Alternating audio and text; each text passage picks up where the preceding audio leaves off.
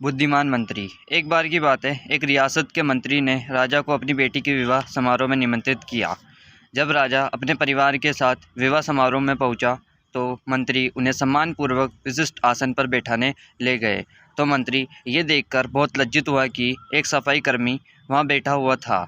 उसने सफाई कर्मी को सभी के सामने वहां से उठा फेंका और उसे बहुत डांटा। सफाई कर्मी ने बहुत अपमानित महसूस किया और बदला लेने की योजना बनाने लगा। अगले दिन सुबह जब वह राजा का कक्ष साफ कर रहा था, तभी वह जानबूझकर बड़बड़ाया, राजा कितने नादान हैं, उन्हें यह ही पता नहीं कि रानी और मंत्री के बीच क्या चल रहा है। राजा आधी नींद में था। ये क्या बकवास कर रहे हो? उसने पूछा।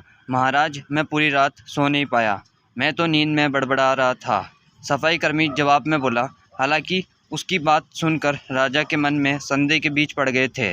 राजा अब मंत्री से चिढ़ने लगा और समय समय पर अपमानित करने लगा।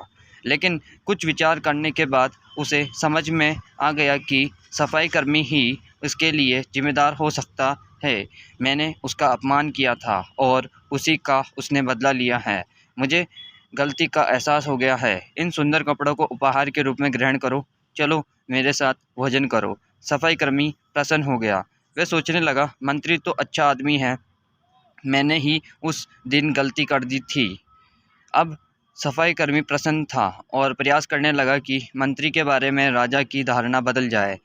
एक बार जब वह राजा के कक्ष में गया तो राजा सो रहा था।